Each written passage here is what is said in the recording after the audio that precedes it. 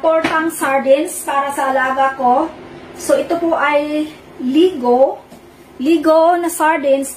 Tinanggalan ko siya ng ano guys, yung level na kasi hinugasan ko siya.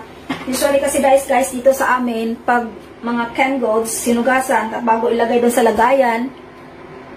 So, ayan guys, yung mga canned goods namin, may mga ano siya, may mga walang mga level.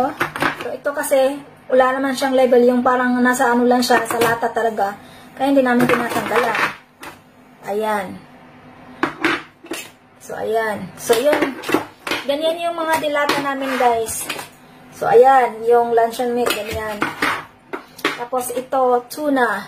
Nilagyan ko na lang ganyan para hindi ko siya maano. Tapos, ayan. May mga level yan. Medyo maarte kasi yung amo ko, guys. Lahat ng bagay, kailangang hugasan siya bago ilagay sa paglalagyan. Kaya, ayan, may mga level yan, mga yan. Ganyan. O, yung iba, alam ko na kung ano yun. Kaya, hindi ko siya lang. Katulad nito, sa Ligo. So, ayan, lahat ng dilata dito, guys.